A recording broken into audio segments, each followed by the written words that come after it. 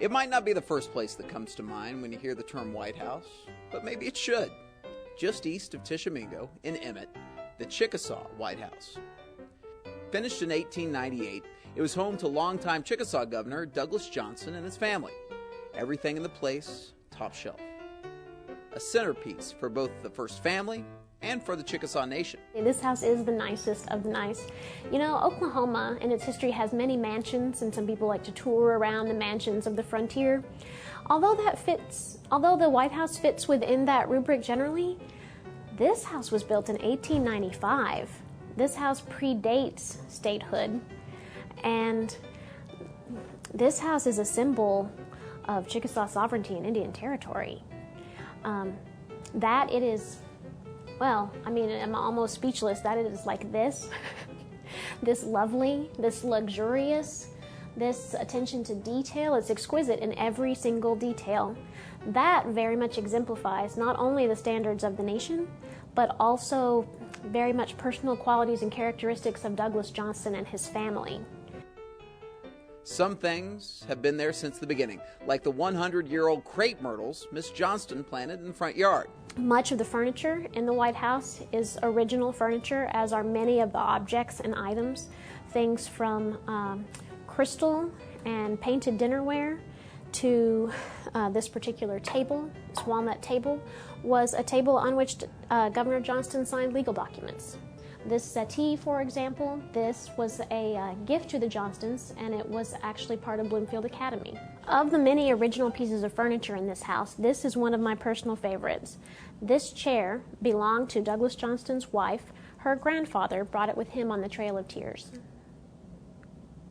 The furniture in the master bedroom is also original to the house and has a very neat story behind it. This was the bed in which Governor Johnston's niece, Alice Harrell Murray, she was the wife of Alfalfa Bill Murray, first governor of Oklahoma. Their son, Johnston Murray, another future governor of Oklahoma, was actually born in this bed. The house stayed in the Johnston family until 1971. In 1998, the Chickasaw Nation acquired the property. Reconstruction began thereafter. Renovation took time. Everything recreated just how it was back when the first family lived there, all the way down to the hand-painted design on the wallpaper. The detail that went into the restoration of this house is incredible, and the staff that worked on this house, it was truly for them a labor of love in every way. Luckily for us, in terms of researching what it should really look like, Douglas Johnston was a man of letters. He was somebody who traveled, who thought deeply about things, and who took notes. So, and also Mrs. Johnston was, of course, very, very proud of this home and a very social woman. And how it was decorated was to her a matter of great importance. So these weren't just sort of run down to the furniture store and see what you find kind of decisions. There was a great deal of attention paid to which wallpaper, which light fixtures, how the crystal looked, how the parlor was set up, to all of those details.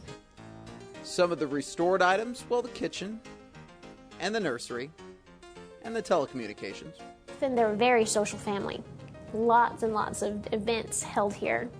Many friends and family, from the veranda out front, where you can absolutely imagine everything from tea parties and picnic lunches and dinners on the veranda, to the formal dinners in the dining room, the Victrola in the background, the piano. The Johnstons were a very well-educated, well-traveled family who loved all different kinds, every kind of music, of art.